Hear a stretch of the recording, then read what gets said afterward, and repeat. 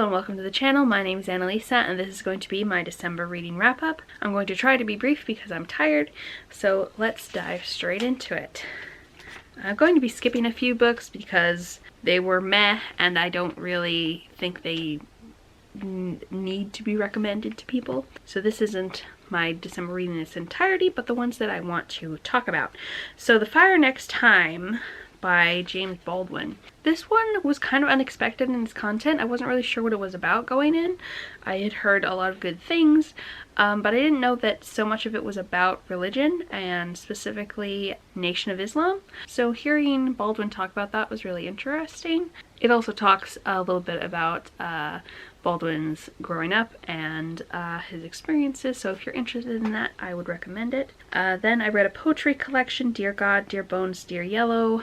This one is by a Palestinian poet. There are a few of the poems in this book that have been quoted a lot during the last year, and those ones were some of my favorites. There were a few right at the beginning of the collection and I think one at the end that were particularly moving, but the descriptions of the author's experiences as a whole and her contemplating what's going on with the Palestinian people was very interesting and also very well done, in my opinion, very evocative poetry. So I gave that one 5 stars. Born Anew in Blood by Maria J. Hart. I found this author on TikTok and she is a really great person, I think, so I decided to read her books partially because of that, but also because they are romantasy, kind of, a little bit more heavy on the fantasy than the romance, but they feature a polyamorous grouping that I was very interested in from the descriptions that she talks about on her page, and it took me a little bit to get into it, but once I did, it was I was very interested in it and read the rest of it very quickly, and now I'm about 30% of the way through the second book, so I'm looking forward to that. It is about vampires and werewolves and fairies, but there's also people who have elemental magic. It's a portal fantasy, so most of the magic happenings are in another world, but there are a lot of crossovers between that world and our contemporary world. I think I gave that one 4 stars. Then I read a few Diana Quincy books because I was really in the mood for romance. Diana Quincy is a Palestinian, either American or British author. I think British. And she writes historical romances from the Regency through, I think, Victorian era is what that time would be, the 1850s and 60s.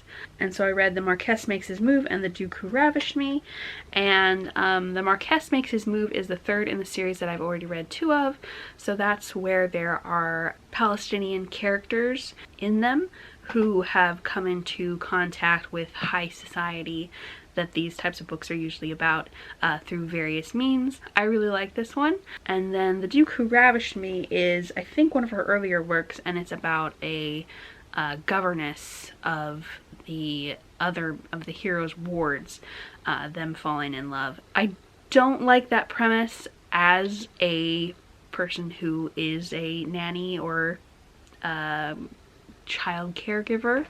It's quite icky in if it ever happened in reality. I do like kids being involved in romances because I like the main characters to have relationships with kids and kind of show how they are with kids. I find that really interesting. My problem with this one was there was a lot of slut shaming, both of the hero and the way he used to live his life before the kids come into it, and also of the women that he lived that life with. There's a lot of the main character heroine not being not like other women, which it's not good. But I've never found that with any of her other books, so I'm hoping that she like grew out of that stylistically.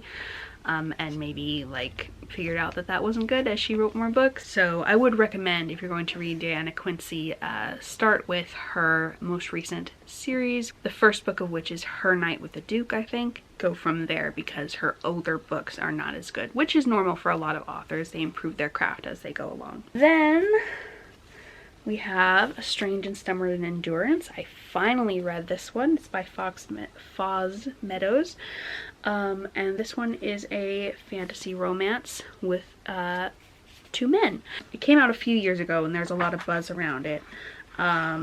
But I didn't get around to reading it, partially because I was a little worried about some of the trigger warnings. There is a trigger warning for sexual assault in this. The rest of the book kind of handles the fallout from that and how the character recovers from the trauma, and I really liked how that was done. This is up there with my favorite depictions of recovering from sexual assault in books or any kind of media.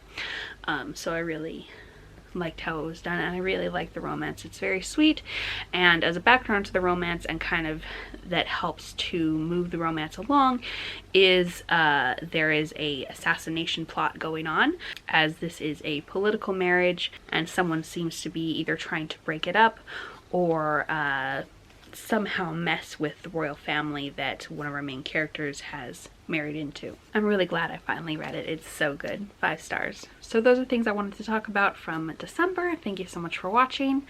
Let me know how your December went and how your January is going now. If you'd like to leave an emoji, how about something red to go with Strange and Stubborn Endurance? I'll see you in the next video. Bye!